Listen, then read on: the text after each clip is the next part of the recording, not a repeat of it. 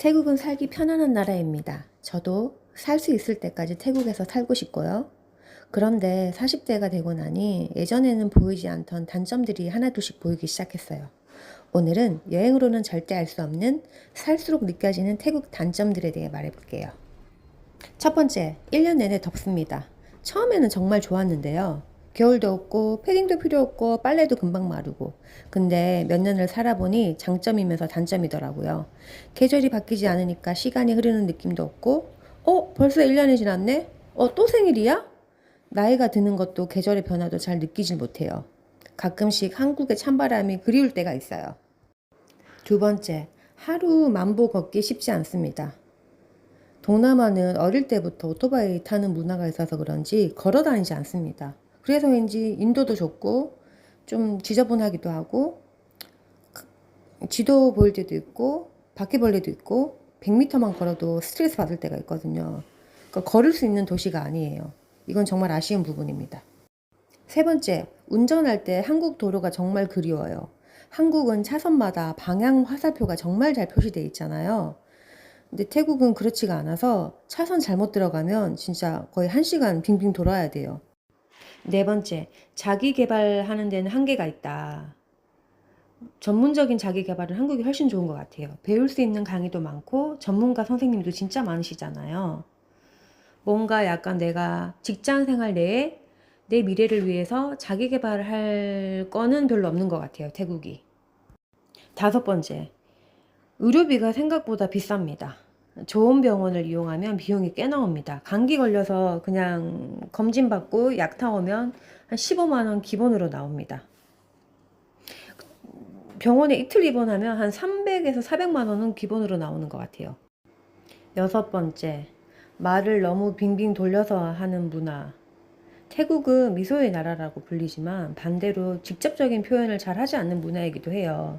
특히 부정적인 건에 대해서요. 절대 노라고 말하지 않고 애매하게 이야기하는 경우가 많아서 좀 답답할 때가 아직도 있어요. 일곱 번째, 외국인이라 재테크가 정말 어렵습니다. 저도 여기서 외국인 노동자잖아요. 외국인은 금융제약이 많은데요. 뭐 한국에서 소등활동을 하지 않으니까 대출 당연히 안 되고요. 한국에서는. 태국에서도 대출이나 금융 서비스를 이용하기가 쉽지 않더라고요.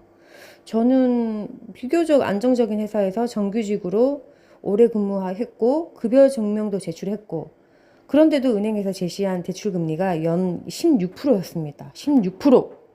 안정적인 직장이 있어도 외국인이라는 이유만으로 조건이 불리한 경우가 많더라고요. 또 90일마다 거주 신고도 해야 되고 세금 공제할 것도 별로 없어서 개인 소득세가 거의 18에서 20% 내는 것 같아요. 투잡, 쓰리잡 하고 싶어도 외국인이라 돈을 벌 수 있는 기회도 제한적입니다. 정말 장기적으로 자산을 만들기에는 한국보다 어려운 환경인 것 같아요. 여덟 번째, 이건 일곱 번째랑 좀 비슷한데요. 외국인 노동자잖아요. 언제까지 일할 수 있을까 하는 불안감이 항상 있어요. 이건 뭐 나이가 들수록 제가 좀 40대가 되니까 더 크게 느껴지는 부분이기도 해요. 아무리 지금 회사를 잘 다니고 있어도 내가 뭐 50살, 55세까지 되어도 계속 이 나라에서 일할 수 있을까? 이런 생각을 가끔 하게 됩니다.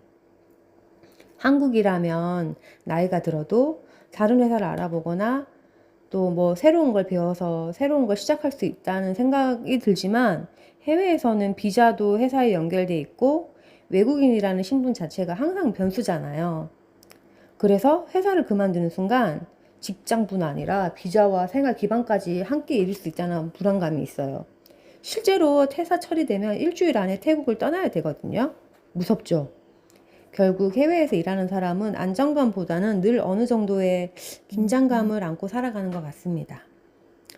특히 40대가 되니까 나는 언제까지 해외에서 일할 수 있을까라는 질문을 예전보다 훨씬 자주 하게 됩니다. 그리고 아홉 번째, 태국 음식? 맛있지만 매일 먹기에는 태국 음식은 정말 맛있죠. 저도 정말 좋아하는데요. 하지만 오래 살다 보니까 전체적으로 단맛, 짠맛, 매운맛이 강한 음식이 많잖아요. 그래서 가끔은 된장국, 나물, 산채정식 같은 찌고 무친 반찬처럼 담백한 한식이 정말 그리워요. 그리고 10번째, 한국인에게 조금 불편한 생활 인프라. 목욕탕이나 사우나를 좋아하시는 분이라면 조금 아쉬울 수 있습니다. 한국에서는 10,000원 정도면 부담 없이 갈 수 있는 동네 목욕탕이 많잖아요. 그런데 태국에서는 이런 시설이 웰니스나 스파로 분류되는 경우가 많아서 가격이 두세 배 정도 비쌉니다. 그래서 한국처럼 일주일에 한두 번 부담 없이 가기는 좀 어려워요. 또 도서관, 피부과, 치과, 공원, 옷, 신발, 수선집, 세탁소, 문화센터 이런 부분이 많이 부족해요. 해외에 살다 보니까 한국에서는 너무나 당연하게 또 저렴하게 누렸던 것들이 태국에서는 많은 돈이 드는 것들이었더라고요. 한국이 확실히 생활하기에는 편리한 나라인 것 같아요. 11번째, 외국인이라 내 사람들, 내 커뮤니티를 만들기가 쉽지 않습니다. 태국에는 외국인이 정말 많습니다. 새로운 사람을 만나는 건 어렵지 않고요. 하지만 오래 함께 할 수 있는 공동체를 만드는 건 쉽지 않은 것 같습니다. 친해졌다고 생각하면 본국으로 떠나고 이직하고 한국처럼 학창시절 친구, 가족 모임 같은 자연스러운 커뮤니티를 만들기가 힘들어요. 결국 관계도 스스로 만들고 꾸준히 유지해야 됩니다.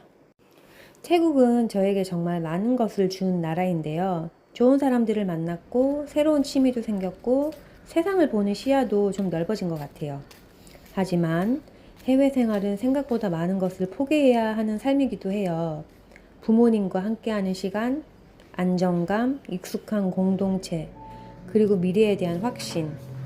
그래서 저는 이제 어느 나라에서 사느냐보다 건강하게 오래 살고 좋은 사람들과 함께 하면서 매일 아침 일어나고 싶은 이유가 있는 삶을 사는 것이 더 중요하다고 생각합니다.